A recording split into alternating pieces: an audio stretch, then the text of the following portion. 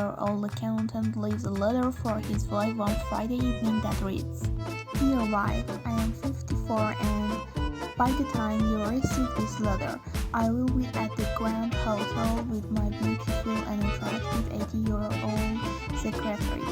When he arrives at the hotel, there is a letter waiting for him that reads as follows. "Dear husband, I too am 54 and by the time you receive this letter, I will be at the Breakwater Hotel with my handsome and rural 80-year-old boy toy."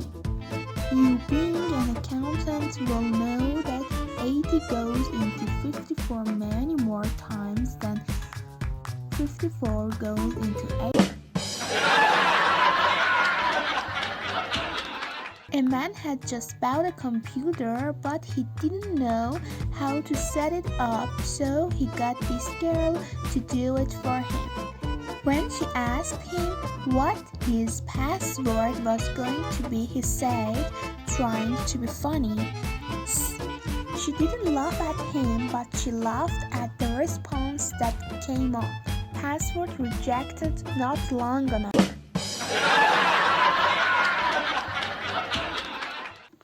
A lady called her gynecologist and asks for an emergency appointment. The receptionist says to come right in. She rushed to the office and was on the board right into an examination room. The doctor came in and asked about her problem. She was very shy about her emergency problem and asked the gynecologist to please examine her. So the doctor started to examine her. He stuck up his head after completing his examination. "I'm sorry, miss," he said, "but removing that vibrator is going to involve a very lengthy, delicate, and expensive surgical operation. I'm not sure I can afford it," sighed the young woman. "But while I am here, could you just replace the..."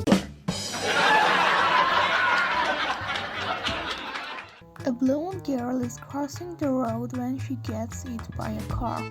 As she is lying on the ground, the driver rushes out of the car to see if she's alright.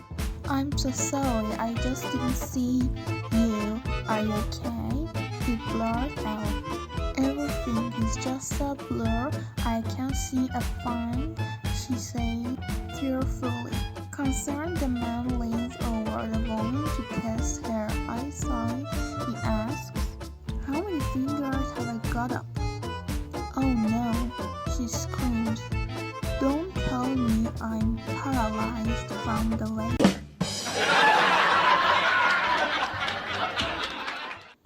A little girl came running into the house, bawling her eyes out and clapping her hands. "Mommy, quick, get me a glass of cider," she wailed. "Why do you want a glass of cider?" asked her mom.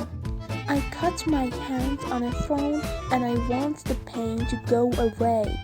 Confused but weary of the child's whining, the mother obliged and poured her a glass of cider.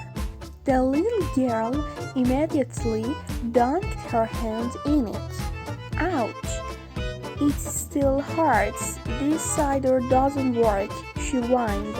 "What are you talking about?" asked Mom. "What made you think that cider would ease the pain?" "Well, I overheard my big sister say that whenever she gets a prick in her hand, she can't wait to get it inside."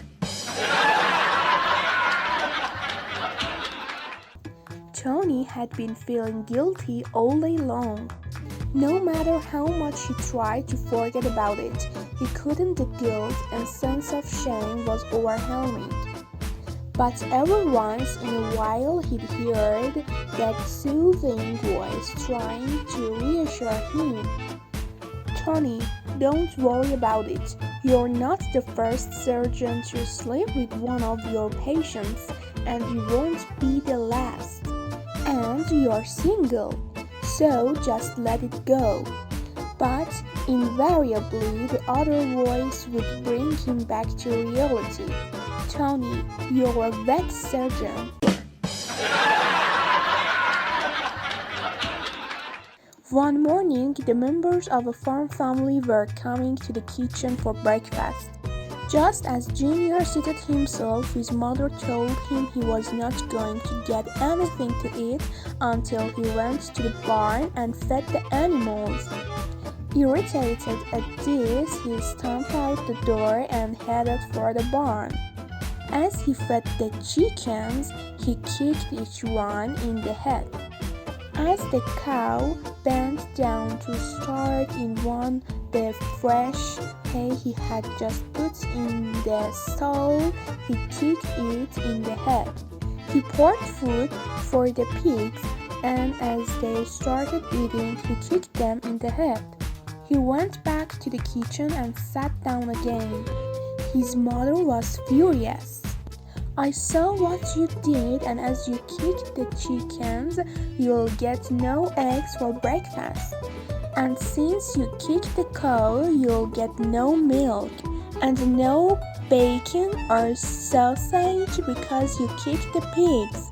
Just then the father came down the stairs and nearly tripped on the family cat. Unimpressed, he kicked the cat off the stairs. The boy looked at his mother and asked, "Are you going to tell him or should I?"